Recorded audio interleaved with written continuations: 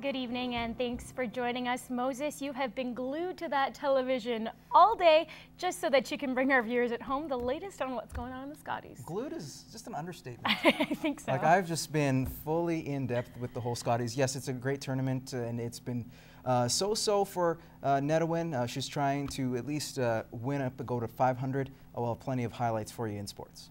And Elise, we had somewhat of a little bit of a blizzard there for, I don't know, about a half hour. Are we expecting more snow, less snow? We are expecting a little bit more snow, but yeah, I did look outside at one point and it was like sideways snow. But right now in Lloydminster, we're sitting at -1 and clouded over. Not receiving snow right now, but we are expecting some more flurries overnight, as I mentioned. Wind coming in from the west-southwest at 24 kilometers per hour, giving us a wind chill of -7. -2 in the Lakeland region right now, as well as the Battlefords. However, the Battlefords currently seeing some snowfall. I'll have more on your local forecast and how much snow we're expected to see in the next few days coming up in a few minutes. The Northern Lights School Division is taking action after a student was left alone on a bus for multiple hours in Lac La Biche last month. The school board will be installing a new alarm system which will force drivers to walk through the bus to check for students. Basically what it does is once the bus driver shuts off the ignition, an alarm goes off at the back, which he physically has to stand up and walk to the back of the bus and shut off. Otherwise the bus horn will just continue to blow.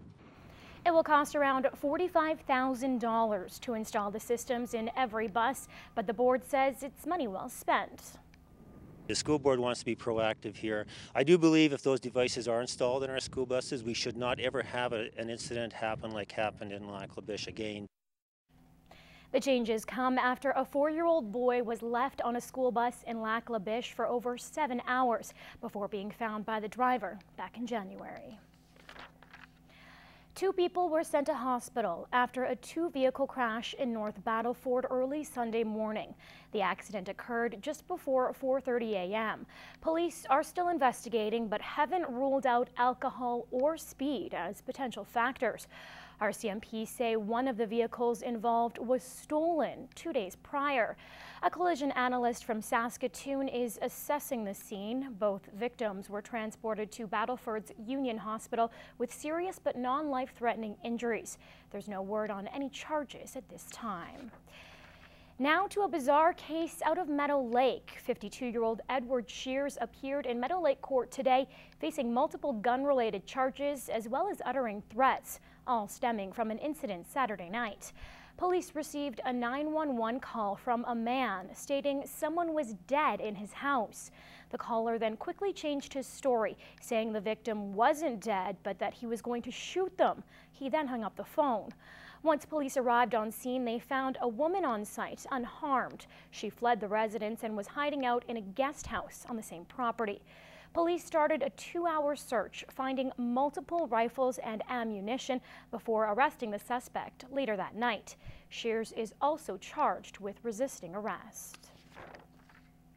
Have a case of tax pain? The advertisements are everywhere, pushing the point that tax season is in full swing. Banks are making their final draw for RSPs and accountants are preparing for the rush. But what can you do to make filing less painful? The countdown is on, with just over a week to cash in on RSPs before tax time. But why all the hype? Whenever you invest into an RSP, it lowers your total income that taxes are paid on. So that's how you would get the tax benefits from it, or the tax deduction. Long hours, many days, but it all gets done. Accountants are preparing for their busiest season of the year, but there's still plenty of time for you to file. This year's deadline falls on April 30th, but you should be receiving your T4s soon if you haven't already. The best way to be prepared is simply having all of your forms. Then it's just a hassle to, okay, yeah, I missed a slip and you got to refile and pay interest and penalties on the balance owing. So it's best if we can get everything in on the first go around. To clear up confusing tax terms or to help know what you need to file, Carlton says one of the best resources is the Canadian Revenue Agency's website. very easy to read, very understandable. They list everything in there that you need to know and how to fill out the form. You know, common things that could be missed, like, you know, and they go through what's allowed, what's not allowed. And as for those RSPs, investment advisors say starting now is your best bet to not only cash in come tax time, but prepare for your future. The sooner the better, just so you can get that growth working for you. It doesn't take much to get the compounding going, and before you know it, you'll have a nice nest egg at the end of the day. Seniors housing in North Battleford stepped up a notch. 22-bedroom seniors housing units officially opened their doors today. The city secured $1.5 million in funding for the project from the federal government's Economic Action Plan.